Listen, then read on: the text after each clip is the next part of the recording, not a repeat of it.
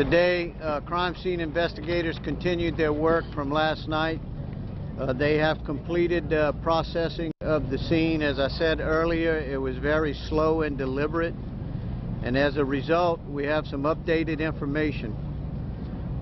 We now know, as a result of the walkthrough on the crime scene after it was finished being processed, and the work that our investigators did, talking to some of the victims, that the shooter did not enter the front lobby of the theater. He actually exited out a side door where his car was parked in an apparent attempt to get to his vehicle.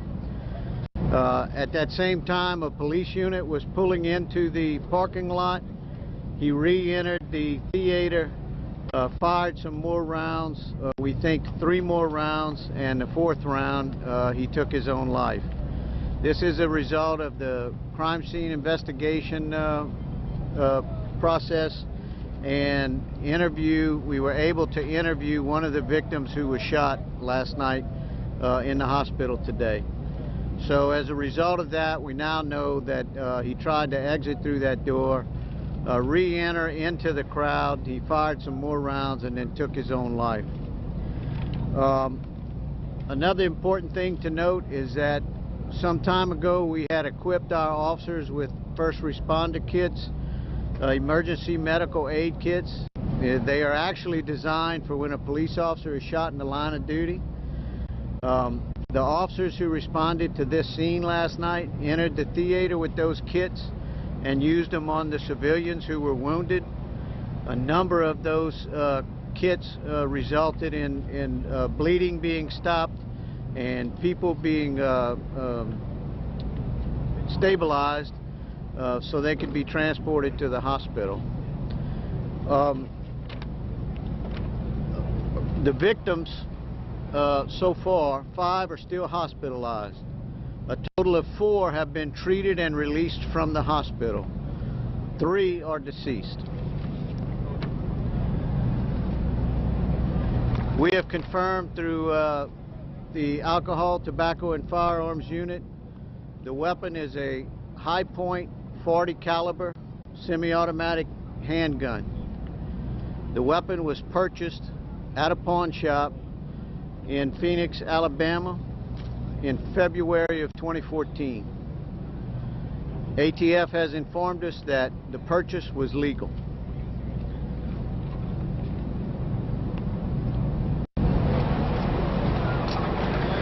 We are going to continue to hold this scene throughout the weekend. We want to make sure that we have gathered every piece of evidence that we could.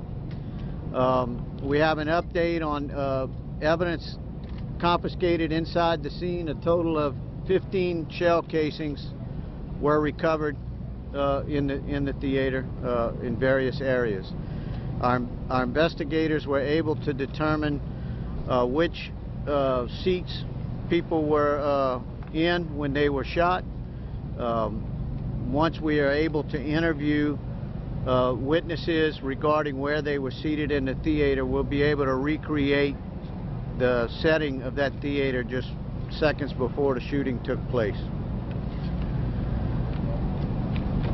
Today, a number of people have reached out to us regarding counseling services, not only for our police officers, but the victims, their families, and the citizens of our community.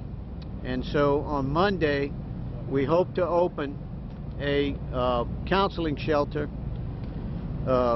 in Lafayette that will offer services to anyone who feels the need to discuss this incident or to discuss what they went through, or simply just to have someone to have a conversation with. And so as a result of the FBI, Lafayette Consolidated Government, the Department of Health and Human Resources, we are going to have those services available for those victims. I want to turn it over to Mike Edmondson a minute to discuss the Fusion Center and some of the leads that we have been following up today. Thank you, Chief. I want to paint a picture real quick, just so y'all can understand. I followed the Chief in there earlier this afternoon. I think you saw us walking across the parking lot. This was the first time for him to go into that particular theater. And this is his town. He's the police chief, and I know him well as a friend and a father, but I watch his emotion. That was a horrific scene in there. To see where the projectiles were, the sticks coming out of the seats, to see the blood on the floor, to actually smell it in that room, and I watched his reaction. I watched him taking it all in. This is a small town, right near a university. And that's why it's so important. We've got to sit there and do everything we can to bring closure to these families. I mean, you've heard the chief throughout the night. You're going to hear the governor in just a couple of minutes. But it's important from a Fusion Center perspective with state police. We've been combing through the blogs that individual has been putting together. He makes rants about the government. He makes rants about different situations around the United States or around the world. But we're going to pull each one of those out. We're trying to interview as many people as possible.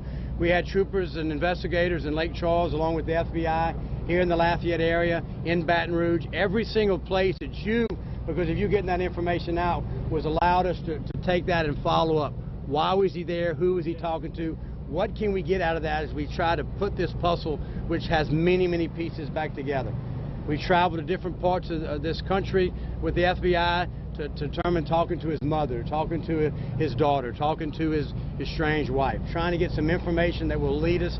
They've painted a picture, but as I told you earlier, we've got to deal in facts.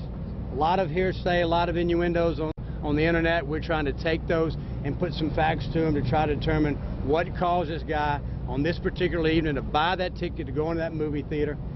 Thank God that the police got here in less than a minute. When he walked out, he dropped that 10-round clip and reloaded. He walked out that door. Who knows who he would encounter in that parking lot.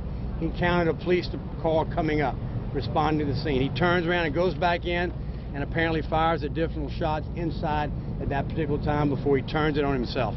And he turned it on himself because coming up the hallway in that small theater were police officers coming into it. Thank God for those first responders who didn't think about what was probably happening where gunshots were taking place, but they responded to it. And then the triage of the ambulances and the first responders that got there, that no doubt saved human life. There's no doubt about it, about walking in that room and seeing that thing. You know, as the head of state police, but as a father, walking there and thinking, picturing my kids in there, picturing me in there. And I know that's what the chief was doing. We're going to continue working closely with him. Like I said earlier, this is a marathon, not a 100-yard dash. We're trying to bring some closure. We're trying to get to the point. It's easy to say, you know what, we're just not going to figure out what happened. We're not at that point yet. We're far from it. We're going to pull all the information, keep supplying it to the police department here, to the chief, working with our detectives and our intelligence in the Fusion Center to try to figure out what caused that guy to be here, what caused his motives, and try to find out why he bought that ticket, why he stood up and fired directly into two people sitting in front of him. At this time, I want to turn it over to the governor, and then we'll take some questions from y'all. Thank you, Mike. You know, last night when I got the call from Colonel Edmondson, I was having dinner with my wife. Got into a car, came over here with the colonel to see for ourselves. And I've got to tell you that my emotions over these last several hours, including just now walking to the theater for the first time and seeing the blood on the floor, seeing the discarded snacks and debris that victims just left hurriedly behind. And I'm alternating between deep, deep grief and sorrow over the loss of innocent human life, as well as intense anger. Anger at this senseless, evil, and random violence in our corner of the world, right here in Louisiana, in Lafayette. This could have been our families. This could have been your family. The reality is these were just folks, regular folks like you and me, out to see a summer movie in their last few days of summer break.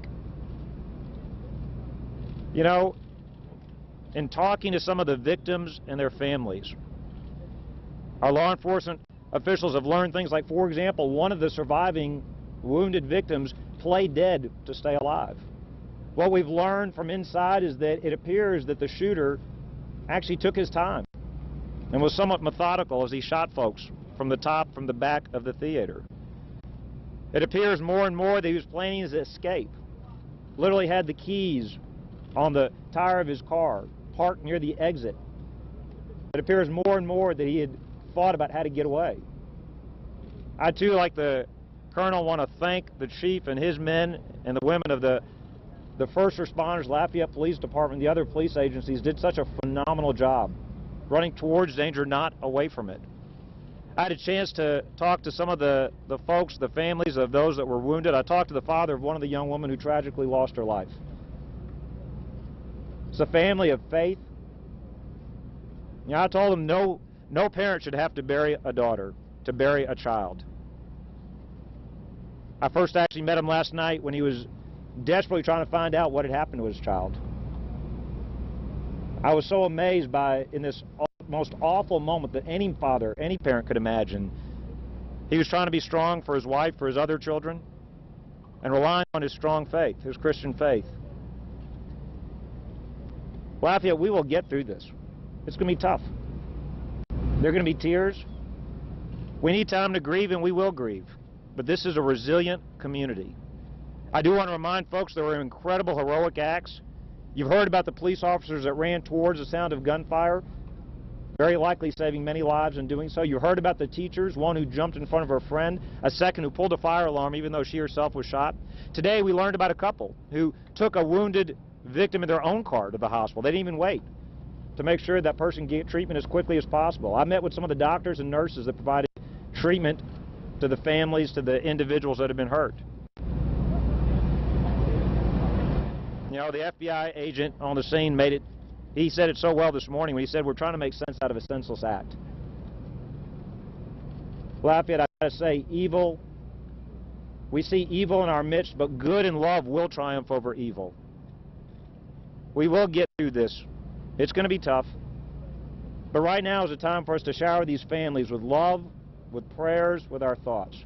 What they need right now, we need to mourn, we need time to grieve over 2 lost women and their families lost. But now is the time for us to shower their families and the other victims and their families with all the love and prayers and thoughts that we can provide. In the end, love will triumph over evil. I want to ask the mayor to come up here and offer a few thoughts as well. A couple of things. We have prayer services that are going on right now. We have prayer services that will happen tomorrow. The cathedral will have something on Sunday morning at 7:30. But I guess what I want to get across more than anything is Lafayette yesterday at this time was a safe city. And today, 5/23, we're still a safe city. What happened last night was an anomaly. The shooter didn't have any real motive. It was a very strange thing. It hasn't changed how safe this community is. It's a horrible, tragic situation. Again, we're going to continue to work with the victims and their families and reach out to them. But don't forget, Lafayette was a safe city yesterday. It's a safe city today. Thank you. Any questions? What do you think he's been doing since he came here? Why do you think he chose Lafayette? Why was he here? Why was he up in Phoenix City, Alabama? We actually just had a discussion about that a while ago. We're trying to determine a timeline as to when he was traveling. We know he entered the state sometime around July 2nd or July 3rd. And we know that he's been up and down the interstate a few times based on his visits to other communities. And so that's what investigators are working on right now, trying to establish a timeline, trying to find maybe people he communicated with, trying to determine what his purpose was here. We know that he spoke with some people about maybe some business opportunities, maybe opening a new business here in Lafayette. A lot of entrepreneurs come here because of the type city we have here, and so maybe that's what attracted him here, but so far we don't have any of those answers. And we hope through review of his journals and the things he kept in his room, we'll be able to establish a better picture of what drove him here and what drove him to commit these acts. His mom sent him money, $5,000. He was looking for a job. Police detectives located where he was actually in and out trying to get a job. He needed money. And why he changed the license plate, switched on his car, probably to make a getaway. Why do you have those outlandish wigs in the room with the glasses? We've had all kinds of information that came forward through the internet, through the media, location of the sites of somebody that had on a wig in other locations. So certainly we follow up on every single one of those. We're going to pull the video footage to those locations so we can try to put him in there, try to build a timeline. Like once we build that timeline, we can try to figure out why Lafayette, why this location. You know, and there's all kinds of speculation on that. What was his day-to-day life in Motel 6? What was he doing? Was he staying in his room? Was he out and about? What was he doing? No, he was out and about. We know he did some drinking while he was there, but he was out and about, and he was contacting different people, not only in this community, but in other communities. So he was circulating while he was here. And whether he arrived July 2nd or July 3rd, we haven't established that yet. But we know he's probably been to this location more than once. We learned that today. And so maybe he was testing, maybe he was checking, maybe he was determining, is there anything that could be a soft target for him. Can you talk about what kind of entrepreneurship he was trying to, what kind of business he wanted to get into? I know that he had discussed with a couple of businessmen a 2-minute oil change service. So that was one of the things we found out as we've done more inquiry into some of the information that we began to develop today as we did interviews and talked to family members. A question for the governor. Thank you.